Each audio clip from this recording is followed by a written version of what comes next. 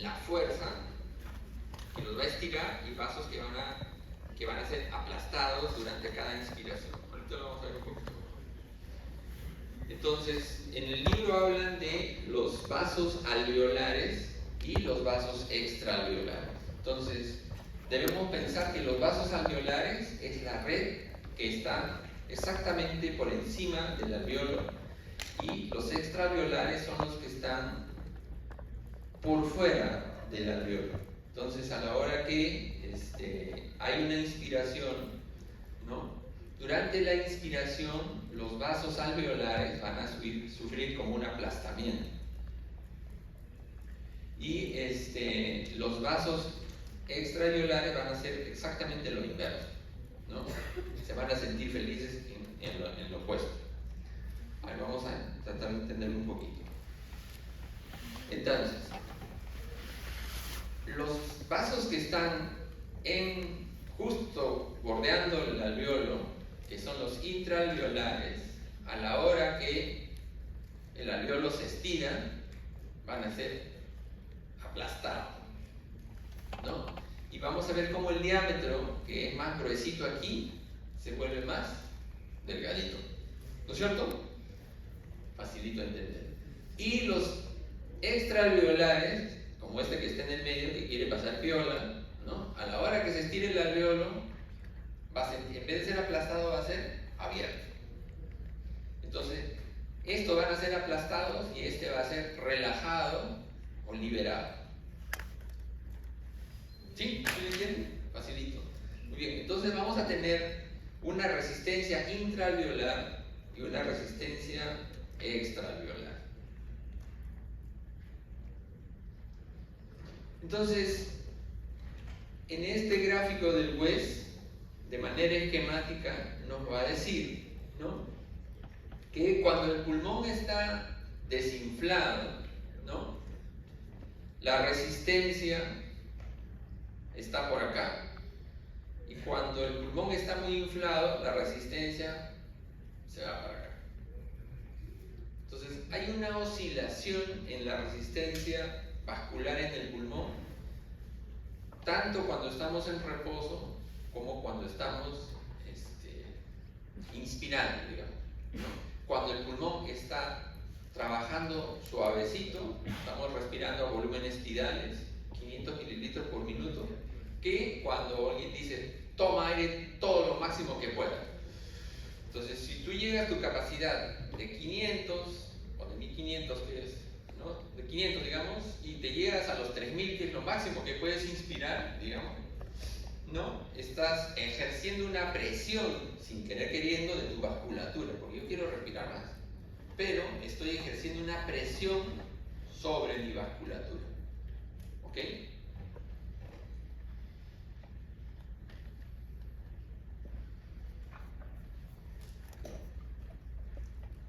Entonces, el resumen de esto nuevamente está en el West y nos resume toda la resistencia. Si nosotros vemos los vasos extraalveolares, a los vasos extraalveolares no les conviene que el pulmón esté desinflado.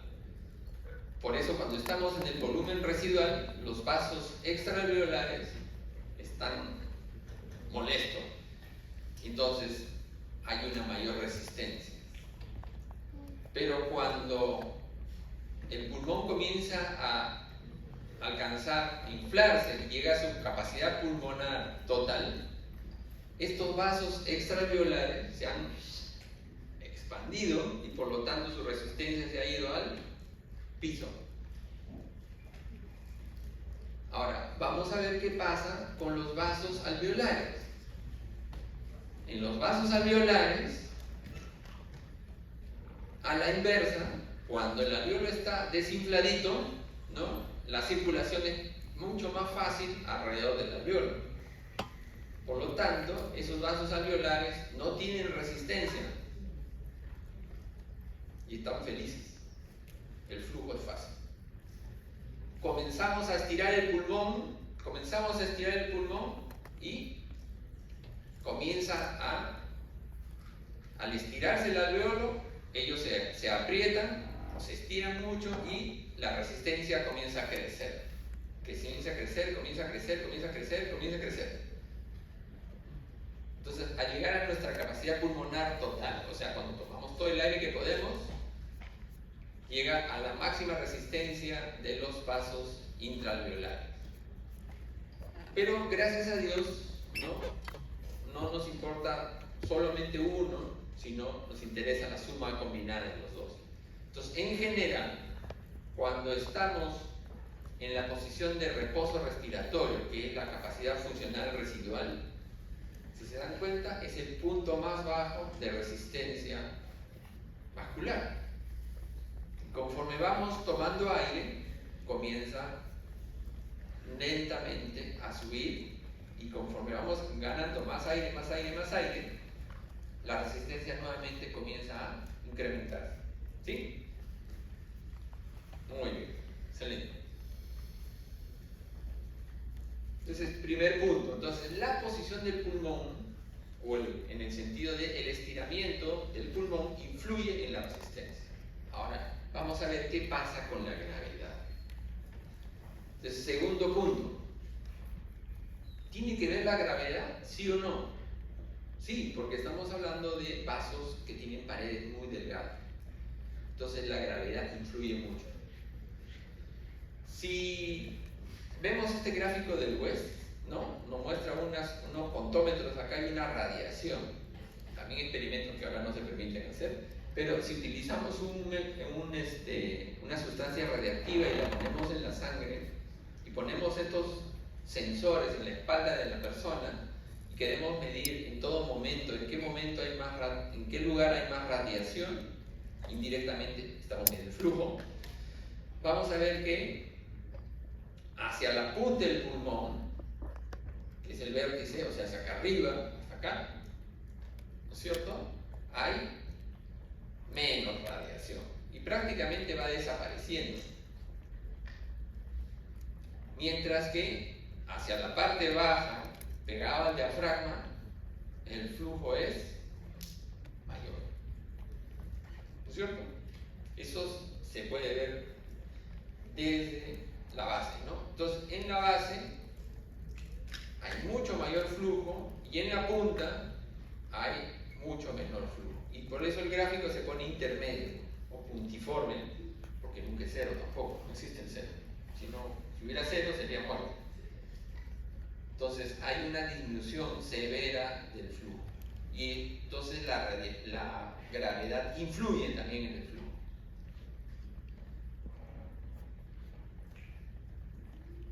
Y este gráfico a mí me gusta muchísimo, es el gráfico del Gannon. Todos estos están en MyLove de la universidad, así que ustedes pueden revisarlos sin ningún problema. En este gráfico del Gannon es la malla pulmonar, y después lo vamos a volver a hablar, pero es un resumen de muchas cosas, ¿no? Por ahora nos vamos a centrar en el grosor de las paredes de estos coquitos, ¿no? Esto lo tenemos que pensar como si fuera una malla, ¿ya? Esto es una malla, como si fuera una red que vamos a pescar, ¿no? En la parte de abajo de esa red hemos puesto unos plomos y eso está jalando nuestra malla hacia abajo. Entonces la gravedad hace que el peso lo jale hacia abajo. Y en la parte de arriba de nuestra malla yo lo he colgado en el techo de una habitación. Entonces tengo en la parte de abajo de la malla los plomos que jalan y en la parte de arriba está pegado al techo. Entonces, de esa malla, lo que está pegado al techo va a tener que sufre un estiramiento, ¿no es cierto? Y ese estiramiento hace que lo que está pegado a la pared, más pegado a la pared, está completamente estirado. Y por eso vamos a ver que estos alvéolos de la parte de arriba están abiertos. Y estos de aquí están más chiquititos. Unos más grandes, unos más pequeñitos. Unos más abiertos, unos más cerrados. Y lo segundo es el grosor. ¿Por qué estos se ven más gruesitos? Porque tenemos la sangre con el efecto de la gravedad, ¿no ¿no es cierto? Entonces, la gravedad hace que la sangre se vaya hacia abajo. Entonces, los capilares o los vasos que están hacia la base del pulmón, por efecto de la gravedad, concentran más sangre por unidad de tiempo. ¿Sí? Así de sencillo. Entonces, en los ápices, la presión intrapleural negativa lo jala hacia arriba y es como el ejemplo de mi malla que está pegada hacia el techo.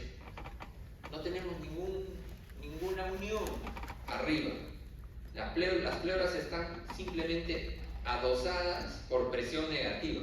No hay ningún ligamento, no hay ningún clavito, no hay ninguna unión que lo mantenga en su sitio. Es simplemente presión negativa.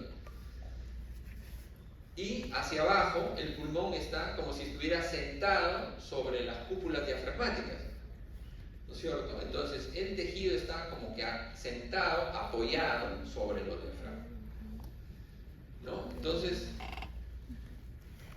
la presión intrapleural más negativa ejerce una mayor presión transmural, ¿no? Hace alvéolos más grandes y por lo tanto, al estar más estirados, ¿qué pasa con el flujo? Se reduce. Y segundo, eso va con menor flujo sanguíneo. En las bases, lo opuesto, los alvéolos están más pequeños, ¿no? Nadie los estira y por lo tanto el flujo pasa con toda facilidad, comparativamente con el de arriba. El otro concepto son las famosas zonas de West. Ahí también lo vamos a traumatizar un poquito. Pero la idea es entenderlo porque West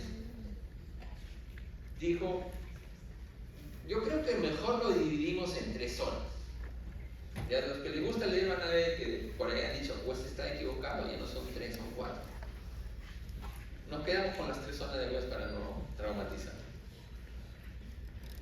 Entonces, en la práctica, ¿no? Casi todo el flujo sanguíneo se mantiene en la zona 3 y en la zona 2. ¿Qué es lo que tenemos que entender? En la zona 1, que es la punta o las puntas de los pulmones, la presión a nivel alveolar en todo el sistema es tan alta, ¿no? Que vence la presión arteriolar y vence la presión venosa. Tanto que el flujo prácticamente, el flujo de sangre desaparece o se minimiza. Ya les digo, nunca es 0, porque si no se morirían esos vasos sanguíneos. Entonces se minimiza, es intermitente. Para efectos prácticos, como dice el libro, 0. Entonces, en esto es la zona 1. En la zona 2, ya no estamos tan cerca de la punta, estamos en el medio del pulmón, ¿no? No es la parte del pulmón que está acostada, sino en la parte que está en el medio. En la zona intermedia ya no hay tanto estiramiento alveolar. Quiere decir que al no estar tan estirados los alvéolos, la sangre puede fluir. Por lo tanto, la presión arteriolar es mayor que la presión alveolar y mayor que la presión venosa. Entonces, en nuestro grafiquito vamos a ver que el nivel de obstrucción ya es menor y hay un mayor flujo de sangre. Y por eso el flujo sanguíneo aparece en la zona 2. Y conforme vamos descendiendo dentro de la zona 2, porque eso no es un valor fijo, estamos hablando de un rango, conforme vamos descendiendo desde el inicio de la zona 2 hacia el inicio de la zona 3, el flujo va a ir creciendo. Y ya en la zona 3 vemos que lo que estaba obstruido ahora está hinchado. ¿Eso qué significa? Que la presión arteriolar sigue siendo mayor que la presión venosa, pero ya la presión venosa le ganó a la presión alveolar. Y entonces la sangre ya pasa a borbotones, ¿no? Eso es. No sé si lo entendieron. ¿Sí? ¿Entendieron? Entonces, West dijo, existen estas 3 zonas, ¿no? De pie, zona 1, zona 2, zona 3, y el flujo y el intercambio gaseoso son entre la zona 2 y la zona 3. ¿Cambia esto cuando estamos echados? ¿Qué creen? ¿Cambia o no cambia? Sí cambia. ¿Por qué? Por la gravedad nada más. Por la gravedad. Porque es como que, digamos que nuestra habitación está muy alta y angosta, y si esa habitación la ponemos de costado, y a la altura cae, ¿no? De tal manera que el pulmón de pie es como en el lado izquierdo, como aquí, con una zona 1 que representa lo de arriba, una zona 2 más rosadito y una zona 3 más rojito. Pero cuando estamos durmiendo o echados, ¿no?, en la posición horizontal, como están nuestros pacientes, por ejemplo, cuando están enfermitos y están en una cama en cuidados intensivos, ¿no?, para que entiendan, ya no hay zona 1. Tenemos solamente zona 2 y zona 3. Entonces, en teoría, eso permitiría que el flujo capilar pulmonar sea más homogéneo. Solamente tenemos zona 2 y zona 3.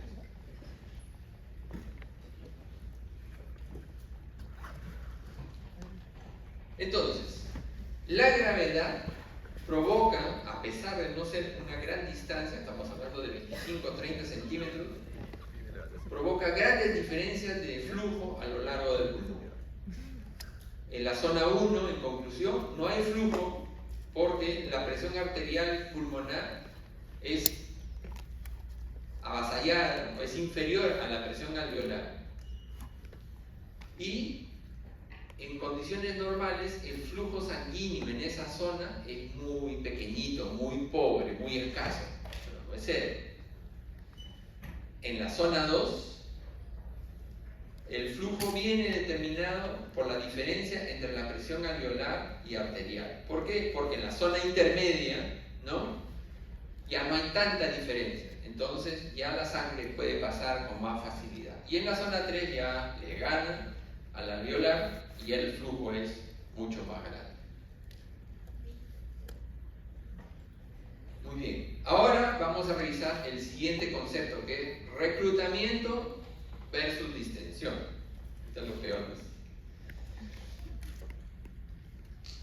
Muy bien. Entonces, si uno se pone a pensar, nuestro gasto cardíaco cambia en el tiempo. Acuérdense que el gasto cardíaco es más o menos 5 litros por minuto en reposo, ¿no? Pero cuando se nos da que queremos correr una maratón o queremos dar un par de vueltas a la universidad, ¿no?, queremos jugar nuestra pichanga, ¿no?, el gasto cardíaco sube. De 5 lo vamos a 20, a 25. Estamos multiplicando por 5. Eso quiere decir que al aumentar grandemente el flujo sanguíneo, alguien tiene que albergar ese movimiento de sangre tanto en el lado sistémico, que es donde ustedes lo necesitan para perfundir sus músculos, como en el lado pulmonar para oxigenar esa sangre que va a ser utilizada después. Entonces, para eso necesitamos dos cosas. Cuando estamos en bajo gasto o en reposo, muchos capilares están trabajando, como ustedes algunos ya medio dormidos, a media caña, ¿no? Y cuando estamos en actividad, más capilares están abiertos, ¿no?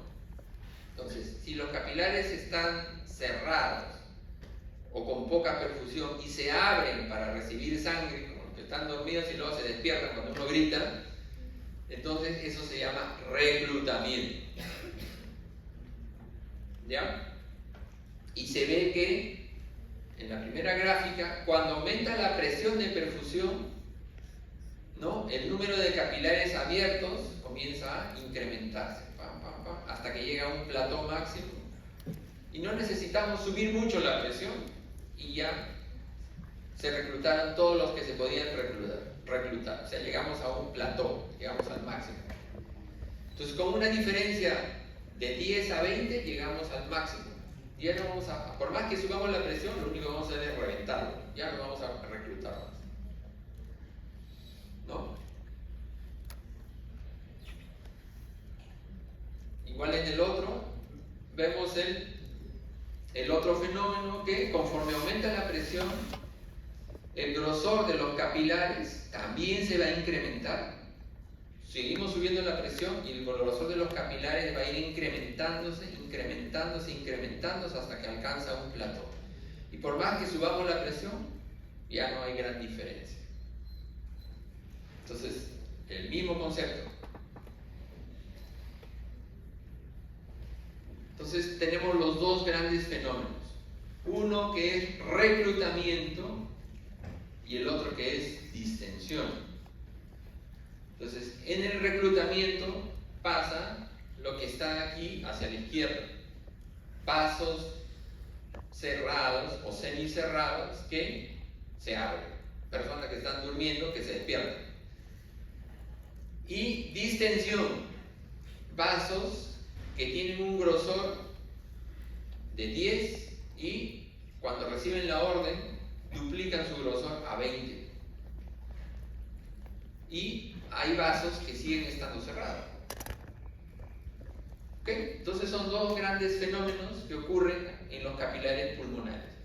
Reclutamiento y distensión. No siempre ocurren los dos a la vez. A veces sí, en ciertos momentos no.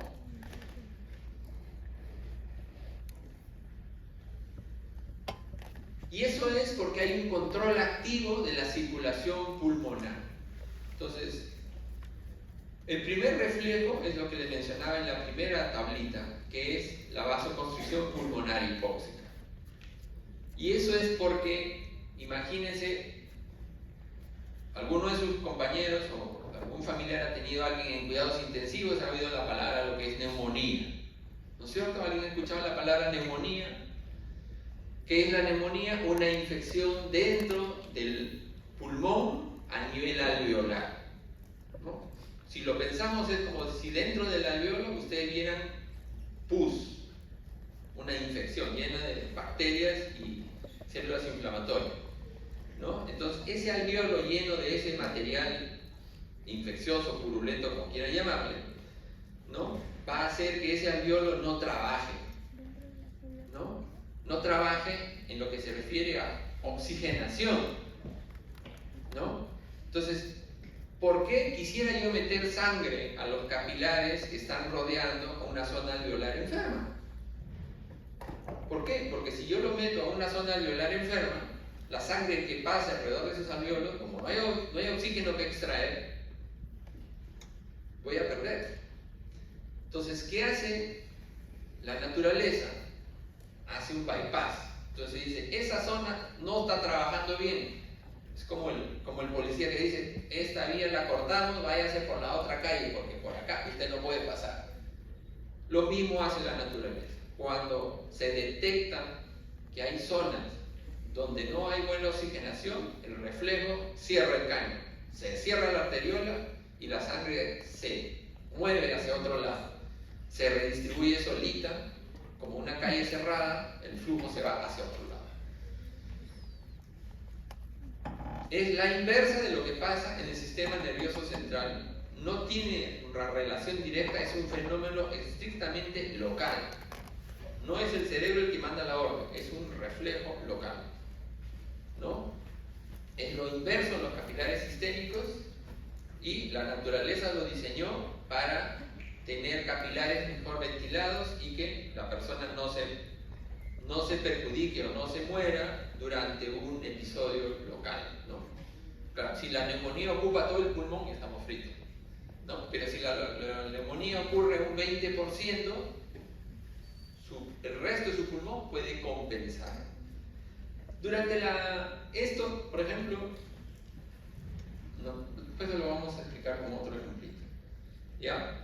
Entonces, el flujo sanguíneo, si lo medimos, conforme la presión alveolar comienza a descender, de que miren aquí, de 200 a 100, hacia 50, ¿qué pasa con el flujo sanguíneo? Comienza a caer, comienza a disminuir. anestesiado. ¿Ya? Entonces, este gráfico tomado ahí, como dice, de un gato anestesiado, ¿no? Nos muestra cómo el flujo sanguíneo se redistribuye, o sea, disminuye conforme la presión alveolar baja. ¿Ustedes han ido a la altura? ¿Alguien ha viajado a Puno, ha viajado a Cusco? ¿Conocen o no conocen? Sí, ¿no es cierto? Ahí todos nos cansamos, ¿no es cierto? Nos cansamos porque dos cosas. La primera, porque la presión barométrica es menor, ¿no? Y aunque el FiO2, o sea, la fracción inspirada de oxígeno sigue siendo 21%, la presión parcial de oxígeno es menor, porque la presión parcial está en función de la fracción más la presión barométrica. Entonces, eso disminuye y exige que nosotros respiremos más rápido. Ahora, en la altura, por ejemplo, es diferente de una neumonía, porque en una neumonía estamos hablando de un fenómeno local, ¿no es cierto? Pero en la altura estás expuesto de manera brusca a una hipoxia total, ¿no es cierto? Porque todo está hipóxico. Entonces, mientras más alto vayas, te corres el riesgo de que hagas un fenómeno severo de vasoconstricción. Y tú puedes generar, mejor dicho, todos generamos una hipertensión pulmonar cuando estamos en la altura. Algunos muy leve, otros muy severo. Y eso es parte de por qué algunas personas no toleran subir a la altura. ¿Ya? Y puede ser que sea el mejor deportista, sube a la altura y colapsa, lo miramos ahí tirado en el piso, no da ni 3 pasos.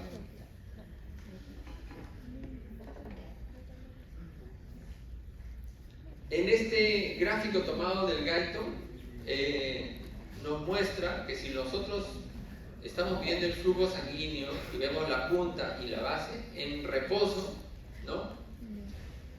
Un individuo tiene un flujo sanguíneo igual, mayor en la base y menor en la punta, y cuando hace ejercicio, el flujo sanguíneo incrementa proporcionalmente.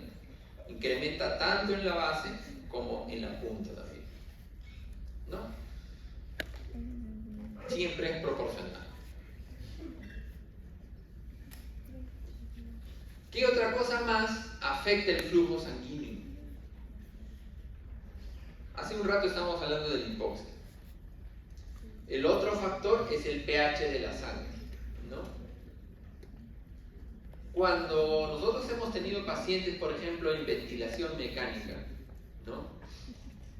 Para que una persona esté en ventilación mecánica, que te pongan un tubo por la nariz o por la boca, ¿no? Mayormente por la boca, ¿no? Para inflar tus pulmones enfermos, ¿no?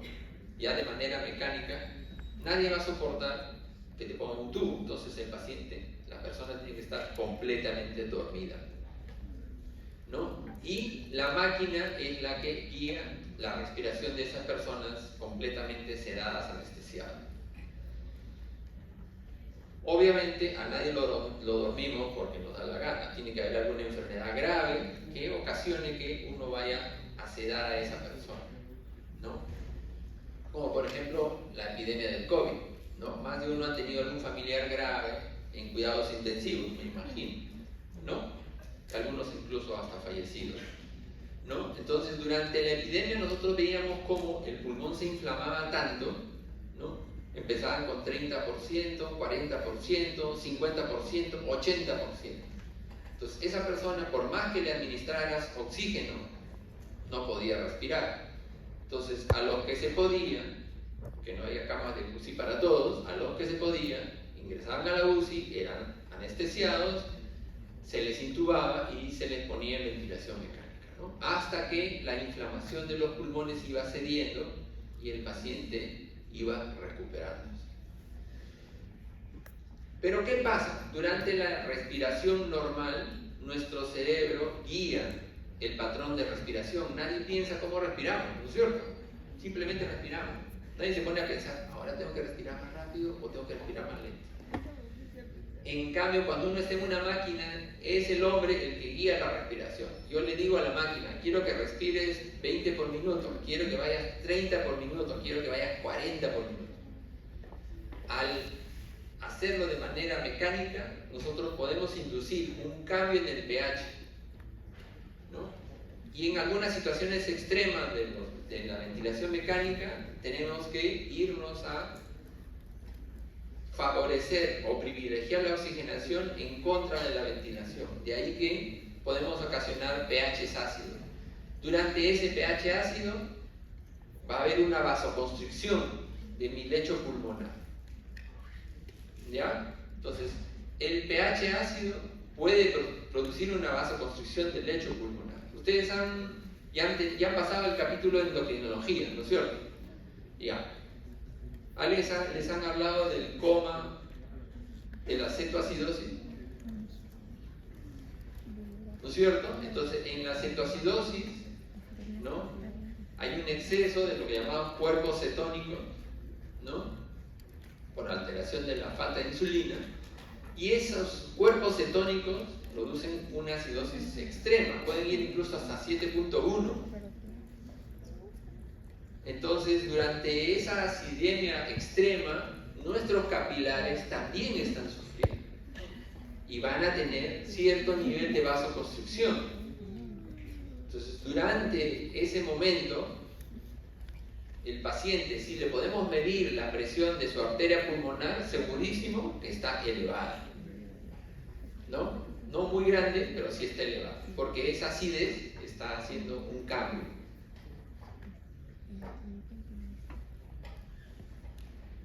El sistema nervioso simpático también ejerce una débil vasoconstricción. ¿No? No es mucho, gracias a Dios. Muy bien, ahora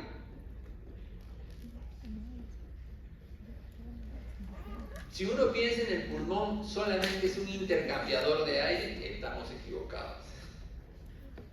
Entonces, el pulmón tiene muchas funciones. Dentro de ellas, por ejemplo, la angiotensina 1 la convierte en angiotensina 2, ¿no?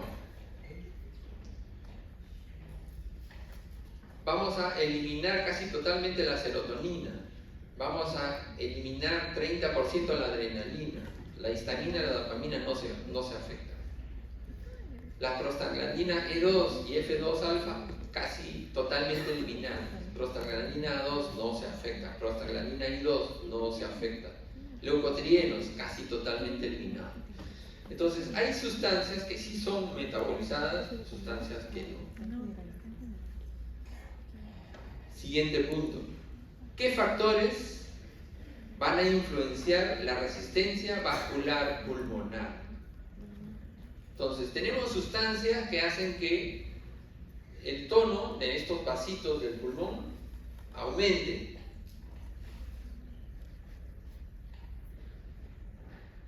Si aumenta el tono, va a elevar la presión de la arteria pulmonar. Puede ser bueno en ciertas situaciones, pero usualmente es malo,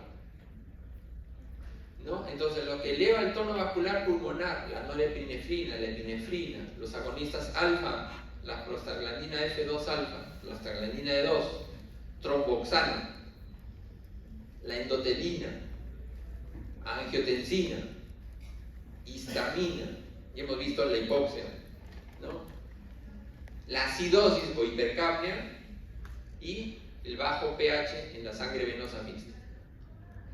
Lo inverso, cuando yo tengo hipertensión pulmonar, yo siempre he tratado de encontrar un fármaco barato que yo le pueda dar a ese paciente que tiene hipertensión pulmonar. Lamentablemente no tenemos ninguna medicina barata para bajar la presión de la arteria pulmonar. Uno es el estímulo parasimpático, la otra es la acetilcolina. Los agonistas beta-adrenérgicos, prostaglandina E1, prostaciclina, óxido nítrico, un gas, ¿no? Bradiquinina, son moléculas que son difíciles de conseguir y que duran poco tiempo.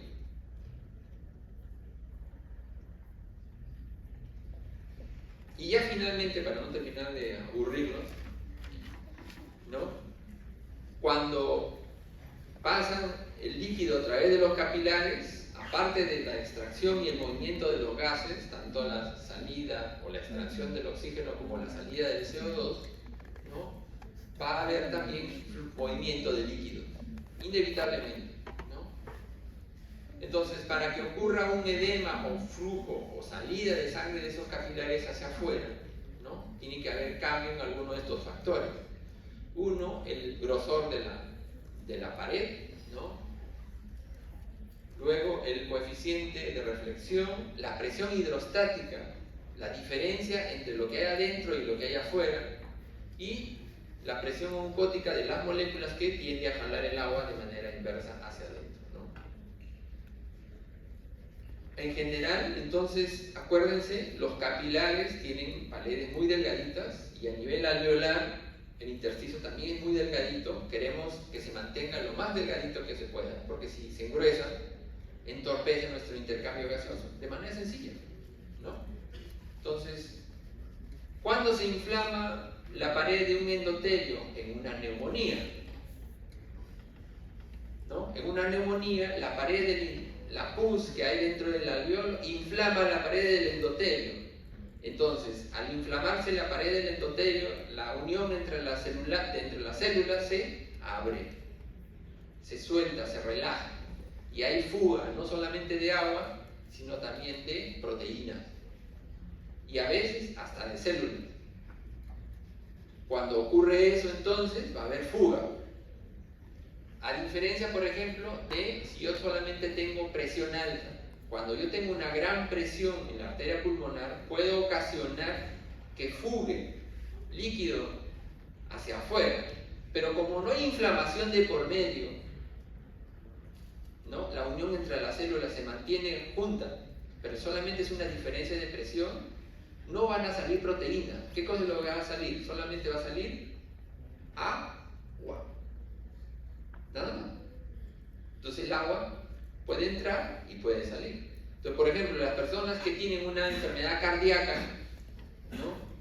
Y tienen insuficiencia cardíaca, una falla cardíaca aguda, por ejemplo, tienen una crisis de arritmia, que el corazón trabaja a más de 140 por minuto, no tiene tiempo suficiente para relajarse, ¿no? Y se genera una hipertensión pulmonar aguda.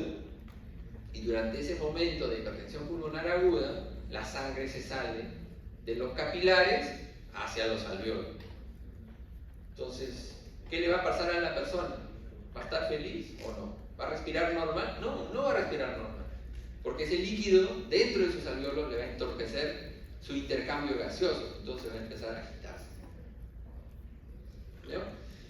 Pero como es agüita nada más, si controlamos la frecuencia cardíaca alterada de esa persona, volvemos a normalizar la frecuencia cardíaca, su corazón otra vez comienza a trabajar eficientemente y la presión se normaliza y el líquido empieza otra vez a reabsorberse solito. Como no hay salida de otra cosa más que de agua, es fácil recuperarlo. Para que piensen un poquito, ¿no? Entonces, cada situación va a ocasionar un efecto, ¿no? Por ejemplo, en la época del COVID, si aplicamos lo que yo les he explicado, si yo tengo una persona que tiene una neumonía, le han hecho una tomografía y le han dicho, tienes 30% de neumonía, ¿no? Y la persona viene saturando 97%. ¿Es posible que una persona con 30% de neumonía en sus pulmones sature 97%? ¿Qué dicen? ¿Puede ser o no puede ser?